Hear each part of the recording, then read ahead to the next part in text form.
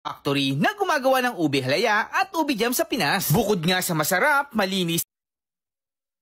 Good day mga kanegosyo, focus in one pa rin ang topic natin ngayon tungkol sa ube mga kanegosyo. Ube halaya at ube jam. Boss Jepoy, dalawa na yung tinitinda nila. Mga kanegosyo, focus in one pa rin yan. Para lang yung hopya na may hopyang munggo at hopyang ube. Pero hopya pa rin yung tinitinda nila. At ito ang ginawa nila. Focus in one at in-applyan nila ng distribution business model mga kanegosyo.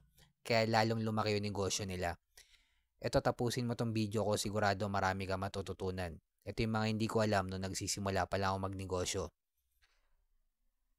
Kung nagninegosyo ka naman na, malamang, ito yung dahilan kung bakit mahina ang benta mo dahil wala kang focus in one or wala ka sa community ng mayaman at hindi ka gumagawa ng original content.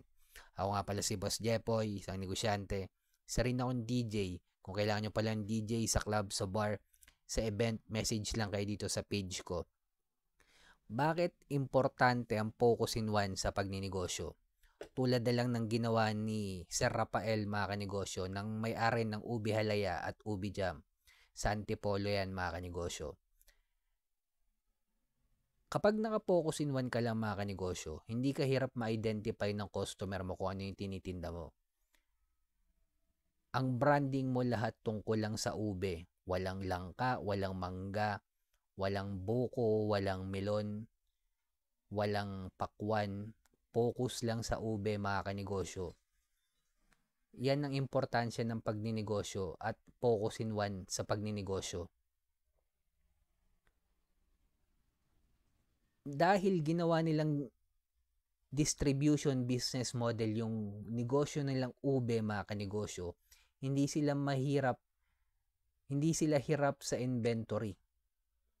Lahat ng inventory nila puro lang sa ube. Wala silang inventory ng tungkol sa buko, wala silang inventory ng mangga. Tsaka yung cash flow nila madali lang ma-monitor dahil nakapokus lang sila sa ube. Ngayon, anong ginawa nila kaya lumaki lalo yung negosyo nila? In-applyan nila to ng distribution business model mga kanegosyo. Sila na ngayon nagbabagsak ng ube halaya at ube jam sa ibang bansa or sa supermarket, malalaking supermarket o maliliit na supermarket. Distribution business model na. Anong binago nila mga kanegosyo? Nagdagdag ba sila ng produkto? Hindi. Ang binago nila yung model. Dati buy and sell lang sila. Ngayon, in-applyan nila ng distribution business model kaya lalong lumaki yung negosyo nila. Mga kanegosyo, focus in one lang yan mga kanegosyo. At in-scale up nila sa pamamagitan ng distribution business model. Ganyan magpalaki ng negosyo.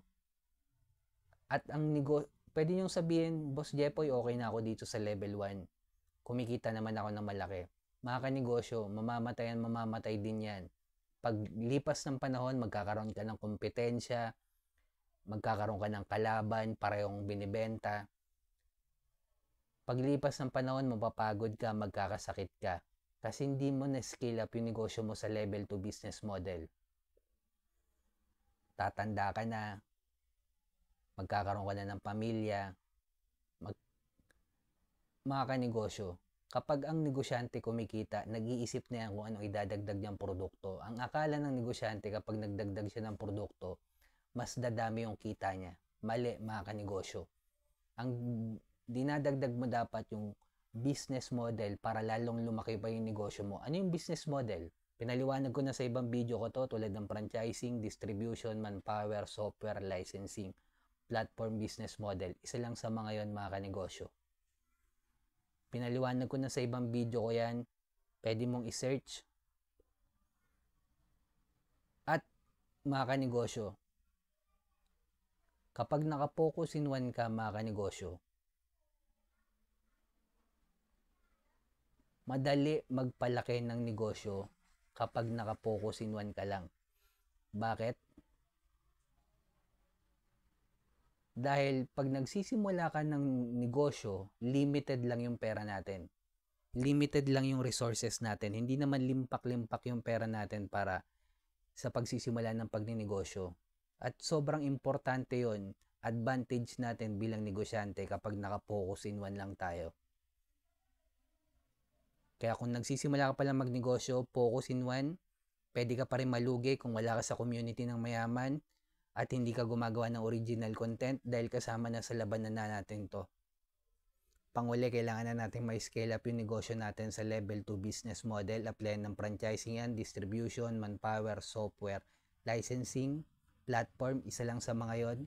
At kung umabot ka sa dulo na video na to, comment ka naman, sabihin mo ube, heart mo na rin tong video ko at subscribe ka na rin sa akin sa mga negosyanteng dumadanas ng pagsubok or struggle.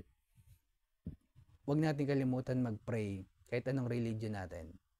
At follow mo na rin ako sa Facebook page ko at YouTube, bossjepoy.pastrana.tv. Pareho lang yan. Ingat tayong lahat. Peace.